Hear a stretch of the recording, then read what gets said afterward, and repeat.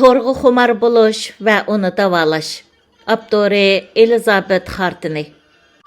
Tor xumari qilmish xarakterlik xumar bo'lib, bu xil xumari barlar turmushdagi besimga taqobil turishning nomuvofiq vositasi sifatida tor yoki boshqa tor uskunalarini ishlatishga ko'nib qoladi.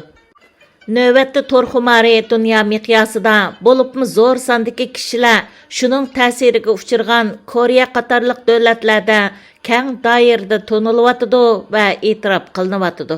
Hatto Koreya tor xumarini davlatlik sog'lomlik masalasi deb e'lon qildi. Növbətdagi tor xumari temisidagi tadqiqotlarning ko'pinchisi Osiyoda elib berilmoqda. Shundaqla bu tema Shimoliy Amerika va Yevropadagi taraqqiy topgan davlatlardami kishilarning diqqatini qo'zg'amoqda. Tor xumari to'g'risida bilishga tegishli ba'zi nuqtalar. Birinchi, tor xumari nopozliq apparatlar tarafidan rasmiy e'tirof qilingan ro'yi to'salg'i emas. Gerçi tadqiqotchilar tor xumariga diagnoz qo'yish o'lchamini bekitgan bo'lsa-mu, ammo bu o'lchamlar ro'yi to'salg'iga diagnoz qo'yish va statistikalash qo'llanmasiga kirgizilmagan. Halbuki tor o'yini tartibsizligi yanama ilgirlagan holda tadqiq qilinishining shartlari qatoriga tizilgan bo'lib, tor xumari maxsus soha bo'lishga qarab taraqqiy qilmoqda. Ikkinchi, tor xumarining kam deganda 3 xil tarmoq tipi bekitildi. Bular videolik o'yinga xumar bo'lish, tordagi jinsiy mazmunlarga xumar bo'lish va tor qimoriga xumar bo'lish qatorliqlardir. Uchinchi, bu soatdagi tadqiqot yuzlanishi barg'ansiri ko'chma uskunlarga xumar bo'lish va ijtimoiy aloqa tor bekatlariga xumar bo'lish jihatlarga markazlashmoqda. Bu tarmoq tiplar orasida takrorliq bo'lishi mumkin. Masalan, torda qimor o'ynash tor o'yinlarini o'z ichiga oladi. Tor o'yinlarda bo'lsa shahvoniy elementlar bo'lishi mumkin. To'rtinchi, tor xumarini davolg'ili bo'lsa-mu, maxsus tor xumarini davolaydigan apparatlardan faqat bir qanchasili bor. Ammo xumarni davolashni biladigan psixologlar bu jihatda yordam bera oladi. Alomatlari: tor xumari rasmiy xumar sifatida e'tirof qilinmag'achqa, uningga diagnoz qo'yish qiyinga to'xtashi mumkin.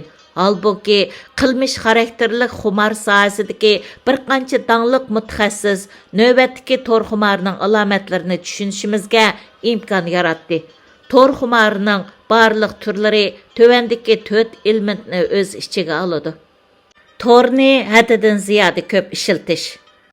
Gerçi bu sohadagilar birdek holda torni haddidan ziyoda ishiltish ochqishliq alomat deb qaragan bo'lsa-mu, ammo hech kim kunda torda qanchalik vaqt sarf qilish, uni haddidan ziyoda ishlatganlik hisoblanadi degan savolga aniq javob bera olmaydi.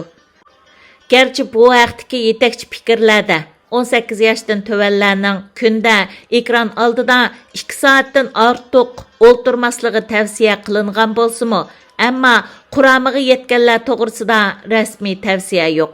Buningdan boshqa xizmat yoki o'rganish uchun kompyuter ishlatadigan kishilar uchun 2 soatdan eshib ketmaslik o'lchami amaliyotga uyg'un bo'lmasligi mumkin. Bu sohada qalam tavratgan ba'zi avtorlar zaruriyat bo'lmagan ahvolda degan shartni qo'shgan bo'lsa-mu, ammo to'rg'i xumar bo'lib qolganlarga nisbatan kompyuterda qilinadigan ishlarning hammasi zarur bo'lishi mumkin. Tövəndikisi tor xumarini bahalash qurolidagi bir qancha savol bo'lib, sizning kunda zodi qanchalik tor ishlatishning ziyoda ko'p hisoblanadiganligini mo'ljarlashingizga yordam bera oladi. Tövəndiki ishlar turmushingizda qanchalik takrorlanadi? Torda o'zingiz ko'zlagandagidan uzunroq vaqt sarf qilasiz. Atrofingizga kishilar sizning torda bak ko'p vaqt sarf qilayotganligingiz to'g'risida qaqshaydi. Torga chiqqan vaqtingizda yana bir necha minut ko'rib o'tay deysiz yoki shundoq deb o'ylaysiz. Torda sarf qiladigan vaqtingizni azaytishga tirishsiz-yu, mag'lub bo'lasiz.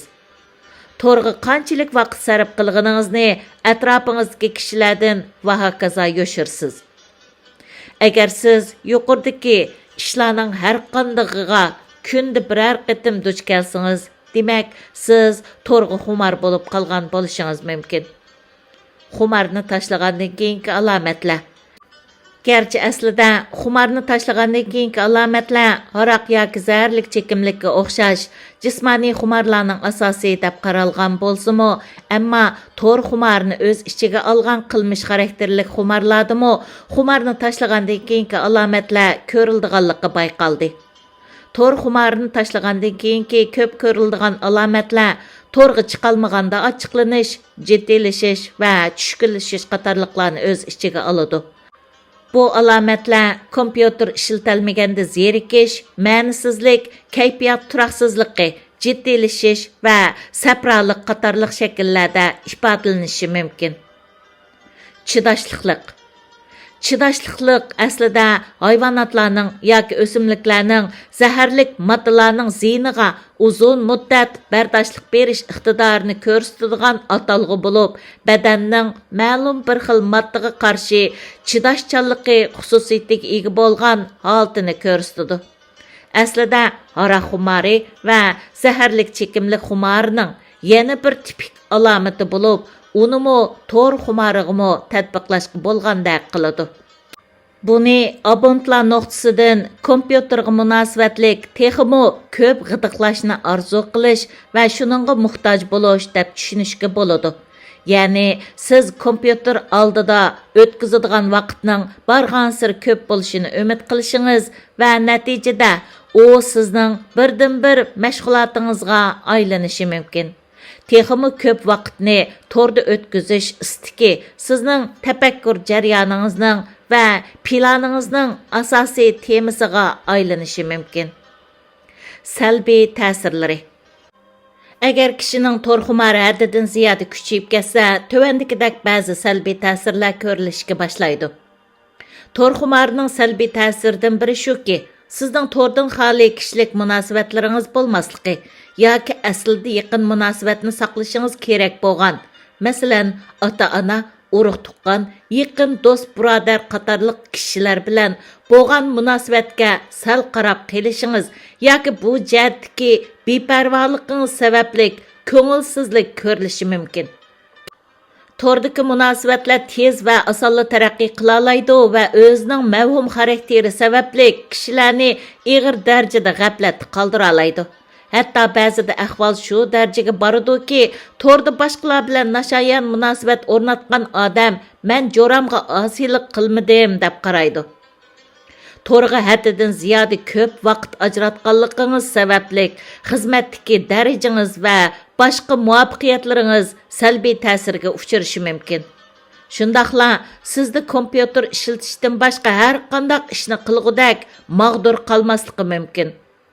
To'rga xumar bo'lib qolganlar odatda kompyuterning oldida kechicha mashg'ulot qilib, uyqusizlik sababli alsirab ketadi.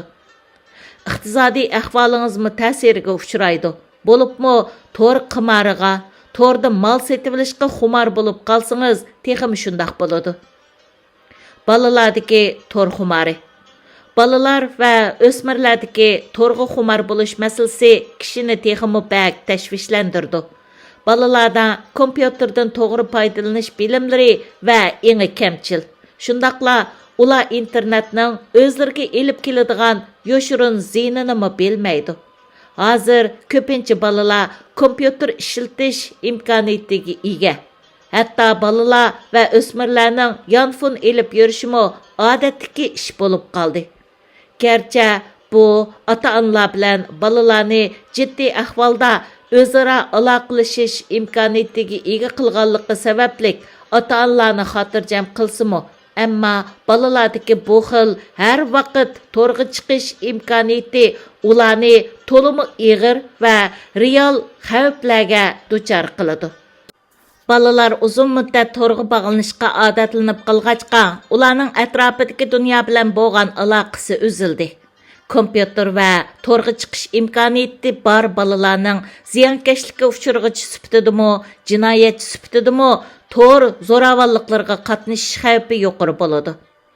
İnternetni namuvafiq ishlatadigan balalarning yanfonini tordagi shahvoniy mazmunlarni ko'rishga va boshqa shahvoniy qilmishlar bilan shug'ullanishga ishiltish ehtimolligi texmi yuqori. Uningdan boshqa tor o'yini o'ynaydigan balalar doim o'zi bilan bir guruhdagilarni qo'llash yoki o'yin mahoratini o'stirish uchun uzun muddat o'yin o'ynashga majbur bo'ladi. Bu ravishda aniq vaqt cheklamasining kamchil bo'lishi balalarni osonla videolik o'yinlarga xumor qilib qo'ydi. Bu yana sog'lom ijtimoiy munosabatning taraqqiyotiga daxl yetkazib, balalarning yolg'iz qolishiga va ziyonkashlikka uchrashiga sabab bo'lishi mumkin. Balalar va o'smirlarning kunda ekran oldida o'tkazadigan vaqtining 2 soatdan eshib ketmasligi tavsiya qilinadi. Agar to'rg'a xumor bo'lib qolgan bo'lsam, qanday qilaman? Agar o'zingizda yoki homiyligingizdagi birida to'r xumorining alomatlari borligini bayqasangiz, doktordan yordam so'rang. Doktor sizga to'r xumorini davolash ambulatoriyasi, psixolog va boshqa davolag'uvchilarni tunishtirishdan boshqa sizda bor bo'lishi mumkin bo'lgan tushkunlik yoki ijtimoiy tashvish qatorliq yoshurun masalalarni davolash uchun dori yezib yoki davolash usullarini bekitib beradi. To'r xumori, xizmat xumori, televiziya xumori va aqliy fon xumori qatorliq boshqa qilmish xarakterlik xumorlar bilanmi o'zaro munosabatlik bo'lishi mumkin. İngilizcedən Ötkür Almas tərcümesi. Mənbə Uyğurlar Tor jurnalının 26-cı sanıdan elindi.